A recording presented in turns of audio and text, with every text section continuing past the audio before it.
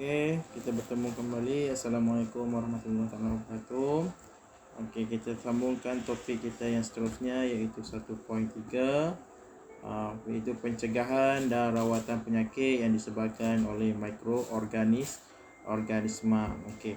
Walau bagaimanapun kita dah pelajari sebelum ini tentang mikroorganisma yang berfaedah, tetapi ia masih juga wujud dalam bentuk mikroorganisma yang berbahaya yang lebih dikenali sebagai patogen. Okey, patogen ini boleh menyebabkan kita terkena dengan pelbagai penyakit. Adakah kita boleh mencegahkan diri kita daripada jangkitan patogen? So, boleh tak? Okey, so kalau boleh, tolong jawab dalam komen bawah. Bagi jawapan dekat cikgu. Okey, perhatikan aktiviti seperti gambar 1.9. Apakah kegunaan antiseptik dalam aktiviti yang ditunjukkan dalam gambar foto tersebut? Amakan teknik ni. Yang dicocok ni, iaitu penggunaan antiseptik seperti alkohol disapu pada anggota badan sebelum kita suntik. Sebab tu doktor ataupun misi dia akan sapu dulu alkohol, baru dia suntik. Dia tak suntik terus. Dia akan sapu dulu alkohol. Apakah teknik ni? Okey, kita ada beberapa teknik. Jadi antara teknik umum dia dinamakan sebagai teknik aseptik, iaitu merujuk kepada prosedur kesihatan yang dijalankan untuk menghalang jangkitan patogen atau menyingkirkan patogen yang sedia ada. Oleh yang demikian, teknik aseptik ni dia bertepatan dengan satu ungkapan, iaitu mencegah lebih baik daripada merawat. Hal ini bermaksud mencegah seseorang daripada dijangkiti oleh patogen adalah lebih baik daripada merawat seseorang yang telah dijangkiti oleh patogen tersebut. Sebagaimana yang kita sudah diwawarkan oleh kerajaan Malaysia, WHO telah mengenalkan kita dengan satu vaksin. Vaksin itu tujuan dicipta adalah untuk mencegah daripada terkena penyakit COVID-19 ni.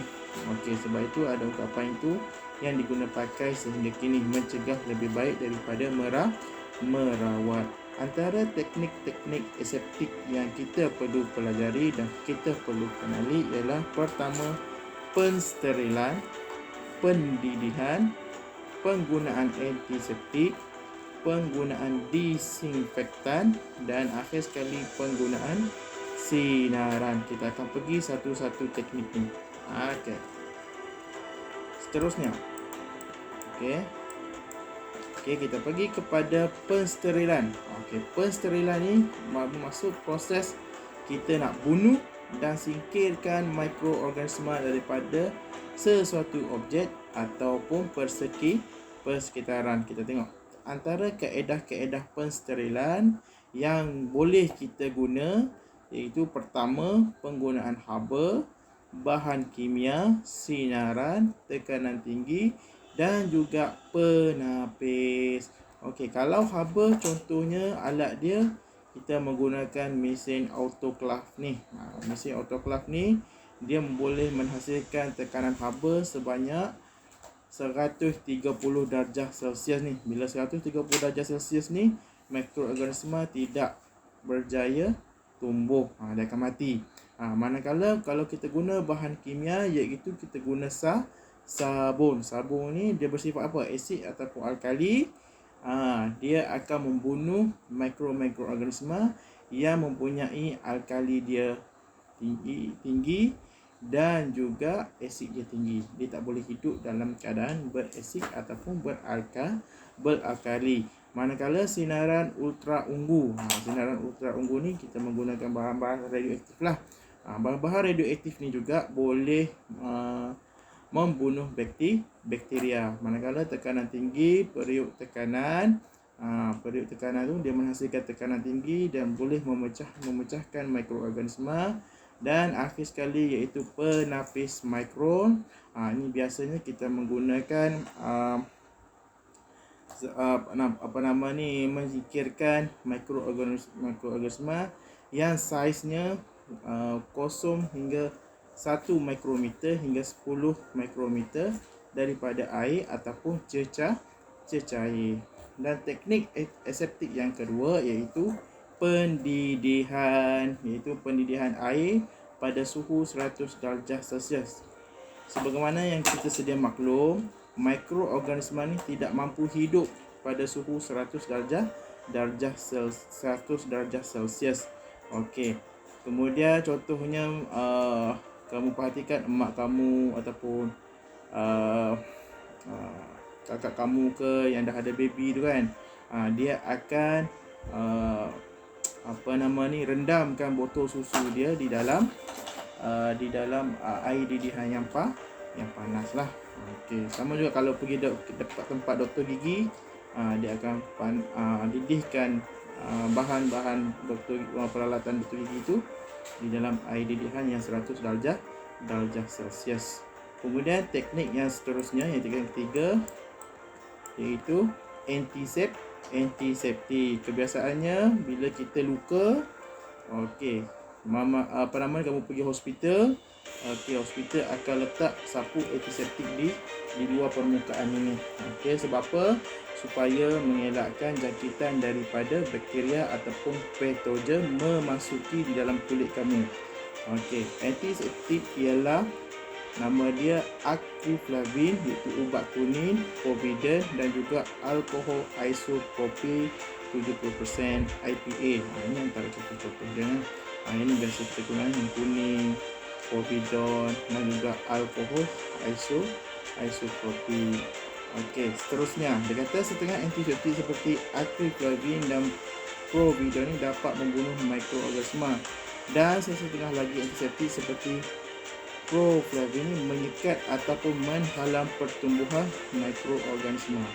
Alkohol isopropyl dapat digunakan sebagai antiseptik dan juga ejen pensterilan. Okey.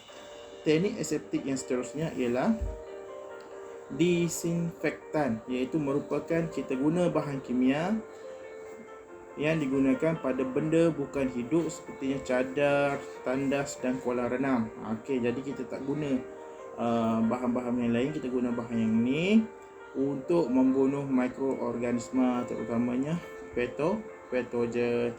Disinfektan tidak sesuai digunakan pada kulit ataupun luka. Contoh-contoh disinfektan yang inilah bahan peluntur, hidrogen peroksida dan juga cecair klorin. Kalau siapa-siapa yang rajin basuh tandas, yang mak kamu kata letak klorok, yang ni lah dia. Disinfektan.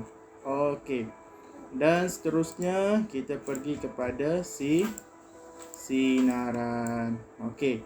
Sinaran ni adalah antara bahan-bahan yang radioaktif. Radioaktif yang sangat tinggi.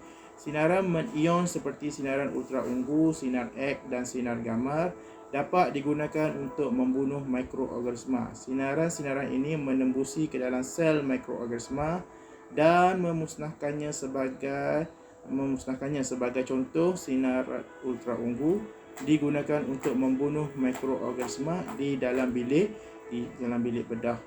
Tengok, dia letak sinar ungu di dalam bilik bedah ni supaya apa? Supaya di sekitar bilik bedah ni bebas daripada mikroorganisma yang berbahaya. Seterusnya, antibiotik.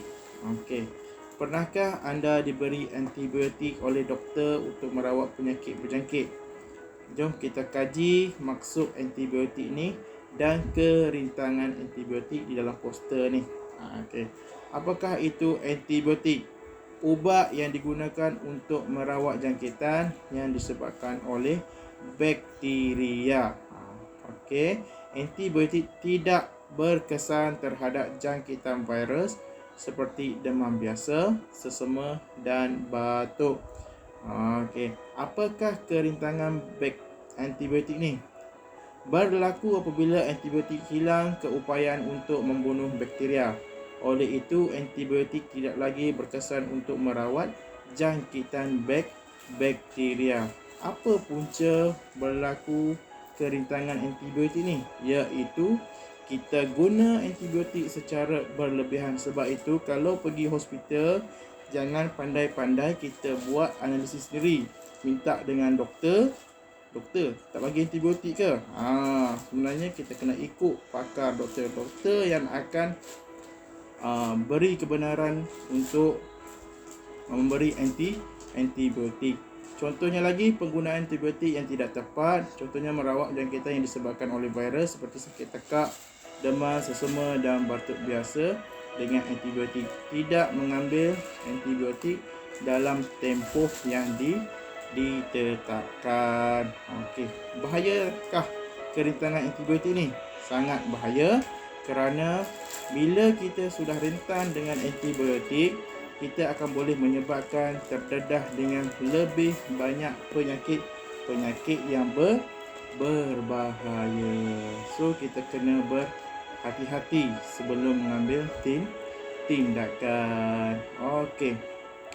Jadi kita sudah habis topik kita 1.3 dan cikgu harap para pelajar boleh melaksanakan latihan formatif praktik formatif 1.3 ini dengan lebih baiklah. Okey. So jika ada terkurang, saya minta ampun dan minta maaf. Kita jumpa lagi di topik yang akan datang. Sekian, wabillahi taufiq wal hidayah.